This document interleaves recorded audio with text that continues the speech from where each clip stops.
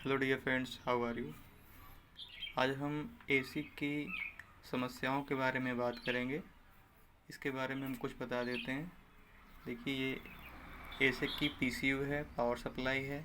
इस पर 3 पंखे लगे हुए हैं और ये इसमें हैशबोर्ड लगा हुआ है, 3 हैशबोर्ड लगा हुआ है। ये आगे का हिस्सा है, 2 फैन आगे लगा हुआ है और 2 फैन इसके पीछे लगा हुआ है। ठीक, टोटली इसमें पावर सप्लाई प्लस हैशबोर्ड को ठंडा करने के लिए टोटली 7 पंखे लगे होते हैं। इसकी आवाज़ बहुत ज़्यादा होती है, अप्रॉक्स 80 डेसिबल के आसपास होती है। और ये इसका कंट्रोल बोर्ड है, यहाँ से ये रीड करने के लिए 3 वायर्स लगे हुए हैं। ये जो है पावर सप्लाई से हैशबोर्ड में जो सप्लाई जाती है, ये वो चीज़ है, इसी से ही जाती है। यहाँ पे 3 हैशबोर्ड है, ये आप देख सकते हो, 1 2 3। यहाँ पर वायर नहीं लगा होता है क्योंकि ये सब हीट होता है। हीट होने की वजह से यहाँ पे लोहे के पत्ती लगी होती है, ऐसे लगी होती है। ठीक, ये अगर थोड़ा भी ढीला रहेगा तो स्पार्क करेगा, जिसकी वजह से ये ख़राब हो जाएगा। ये सब चीज़ें ध्यान देनी चाहिए। बाकी सबसे बड़ी प्रॉब्लम ये है ना, आप जिससे बाई करते हो, कोई भी बंदा एसी अगर आपको सेल कर रहा है ना भाई, वो आपको सही से नहीं बताता है। बताएगा भी तो आपके यहाँ का एटमॉस्फियर वो नहीं जानता है, कितना है कैसा है। कोई भी बताएगा तो आप रिसर्च नहीं किए हो, आप जाओगे मशीन ख़रीद लोगे ना, तो आप यहाँ पे लेके आओगे तो समस्या बना रहेगा। स्टार्टिंग में समस्या नहीं होता है, 5-6 महीने समस्या नहीं होता है। ये सब बहुत पावरफुल मशीन्स होती हैं, ये जल्दी ख़राब नहीं होता है। अगर आप सेफ्टी से चलाओगे ये ख़राब नहीं होगा, 100% है। लेकिन जहाँ पर सप्लाई की दिक्कत है, आपके यहाँ 24 घंटे सप्लाई है या फिर कागज़ में चल रहा है 24 घंटे 20 घंटे और आपको सप्लाई मिल रहा है 15 घंटे 12 घंटे, वहाँ पे समस्या करेगा, क्योंकि कंटिन्यू सप्लाई नहीं मिलती है। और वैसे भी कोई भी काम के लिए अगर आप इंडस्ट्रियल एरिया चुनते हो, वो बहुत अच्छा ऑप्शन होता है। तो वैसे ही इलेक्ट्रॉनिक वर्क है तो वो सबसे बेहतरीन ऑप्शन है। आप इंडस्ट्रियल एरिया चुनिए, वो सबसे अच्छा है। हाँ, एक चीज़ ये भी ध्यान दीजिएगा, इसका प्रॉफिट सेम नहीं रहता है, कम ज़्यादा होता रहता है। बहुत समझ के चलाना होता है, ऐसा नहीं कि आप चलाओ प्रॉफिट ही ना हो, ये दिक्कतें हैं।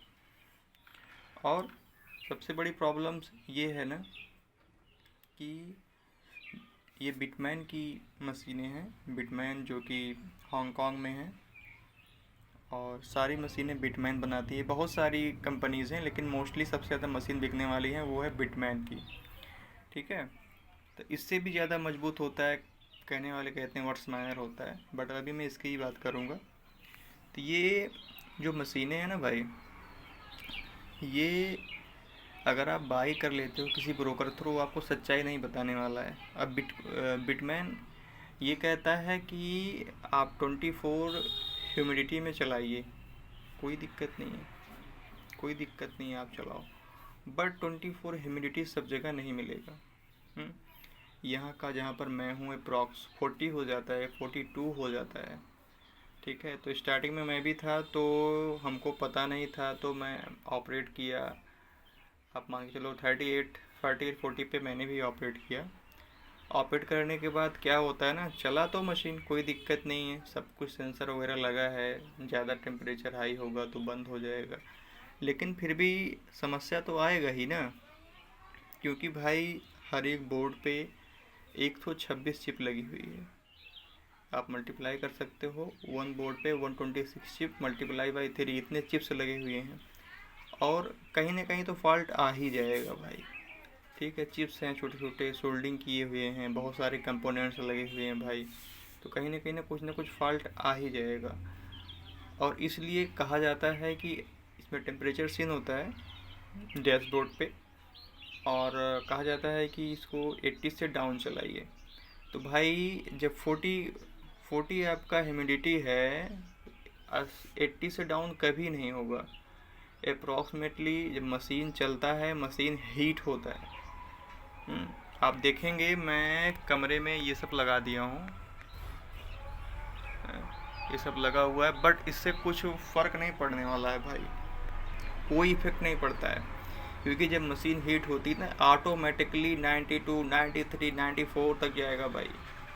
जैसे ही 90 होगा मशीन ऑटोमेटिकली ऑफ हो जाएगा। आप अगर 80 प्लस चला रहे हो आप मशीन रिस्क पर चला रहे हो। ठीक है, ये सारी चीज़ें कोई भी बंदा नहीं बताता है भाई। बस आप बाई करो, इसके ये प्रॉफिट है, इतना दे रहा है, ऐसा वैसा, बिजली कंज्यूम करेगा, ये वो। तो ये सारी चीज़ें हैं भाई, ठीक है ना, जो प्रॉब्लम करता है। अभी ना मेरे मशीन का एक बोर्ड चला गया है भाई। ठीक, अब अगर आप ये बोर्ड नया नहीं आता है, तो अगर आप इसे बनवाते हो या फिर अगर आप कंपनी में लेके जाते हो ना, यहाँ से भेजते हो, तो आपको कस्टम फी देना होगा। बहुत खर्चे होते हैं भाई। ठीक है, अप्रॉक्स एक बोर्ड का बनवाने का खर्चा 15 से 20 हज़ार रुपये है। ठीक है, तो बनवाएगा कौन भाई? लोकल में चलो 1000, 2000, 3000 में बन रहा, समझ में आता है। अब टोटली आप मान के चलो कि इतने महंगे बना रहे हैं 15 से 20 हज़ार रुपये में। अब हो सकता है इंडिया से बाहर ही ना जाए, इंडिया में ही ब्रोकर बनवा दे आपको। क्योंकि भाई मैं जितना जानता हूँ कि जितने भी चिप्स लगे हुए हैं टोटली फॉल्ट नहीं है, क्योंकि ये हैज़बोर्ड का जो चिप लगा हुआ है ये डैमेज है, मतलब वीक है। तो ये समस्या मान लीजिए कर रहा है। कभी कभार सब चल जाएंगे, कभी कभार नहीं चलेगा, मोस्टली रीस्टार्ट करने से ले लेता है, कभी कभार नहीं उठाता है। तो ये समस्याएं हैं भाई, है ना। अगर आपको चलाना है एसी को, नहीं मुझे इस बिज़नेस में आना है, सही है, कोई दिक्कत नहीं है। डिफ़िकल्टी की कोई बात नहीं भाई, डिफ़िकल्टी हर एक बिजनेस में होता है, सब में समस्याएं होती हैं। मार्केट है, बिजनेस है, तो अप डाउन होता रहता है। कमाने वाले माइनिंग में भी बहुत पैसे कमा रहे हैं भाई, ऐसी बात नहीं है। बड़ी बड़ी जो कंपनी लगाए हैं भाई, 700, 800, 1000 बिटकॉइन बना रहे हैं महीने का, वो बहुत बड़ी चीज़ें हैं भाई, बहुत बड़ी चीज़ें हैं। तो इसमें कुछ यही सब प्रॉब्लम्स है भाई, आपको कोई बताता नहीं है, आपको बाई करवा देता है।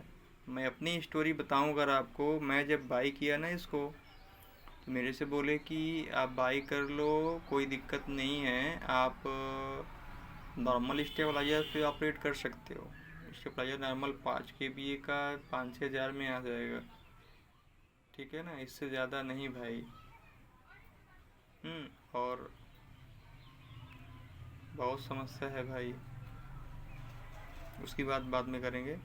तो एसी की ये सब प्रॉब्लम्स होती हैं भाई। और एयर कूलर है, एयर कूल में ना इसमें बहुत मिट्टी जाता है, मिट्टी जैसे ही चिप पे बैठेगा ना, चिप को डैमेज कर देगा, 100% डैमेज कर देगा।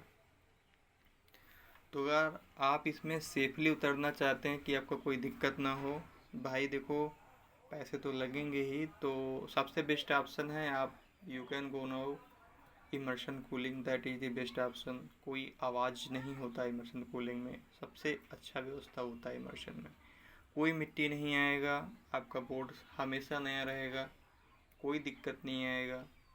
और इंडिया में बहुत लोग ट्रांसफार्मर ऑयल डाल के यूज कर रहे हैं भाई। मैं तो नहीं किया अभी, मैं भी बनाना चाहता हूँ, चलाना चाहता हूँ, बट जो भी अपने सिस्टम्स बेच रहे हैं अभी, इसमें जो ब्रांडेड कंपनी उतरी हुई है इमर्शन कूलिंग में, वो है फॉग हैसिंग। उसका सामान जो है ना भाई बहुत महंगा है। 2 मशीन चलाने के लिए आपको 70 लीटर तेल लगेगा। 1 लीटर की प्राइस है 1500 रुपये। प्लस आप कंटेनर लोगे, उसके बाद रेडिएटर लोगे, मतलब बहुत महंगा है, बहुत महंगा। फिर कंपनी ये क्लेम करती है भाई आपकी मशीन नहीं ख़राब होगा, 100% है, ख़राब नहीं होगा, कोई दिक्कत नहीं होगा। बट इंडिया में फॉग हैसिंग वाले बहुत कम ही लोग हैं भाई, बेचते हैं, जो बेच रहे हैं वो खुद ही नहीं करते हैं। जो इमर्शन बेच रहे हैं कि आप खरीदो, वो खुद ही नहीं करते हैं भाई, वो एयर कूलिंग यूज कर रहे हैं। जितने भी बड़े बड़े माइनर्स हैं इसमें जितने भी बड़े बड़े फर्म हैं इंडिया में भी, जो फर्म है इसमें कोई छेड़छाड़ नहीं करते, मशीन लेके आएंगे, इसको ऐसे ही चलाएंगे भाई, इसमें कोई कस्टमाइज नहीं करते हैं। ठीक है, अभी बहुत लोग कहेंगे इसमें ओएस डाल देंगे, बिनिस का ओएस डाल के चलाएंगे, ओवरक्लॉक करेंगे। ठीक है, ओवरक्लॉक करेंगे 25% एक्स्ट्रा मिलेगा, ठीक है। यहाँ पे एक बोर्ड लगता है, वो भी आपकी हेज रेट को बढ़ा देगा। बट ना भाई देखो, अगर एक चीज़ समझो, कंपनी अगर इसको ऐसे बना रही है, क्यों बना रही है?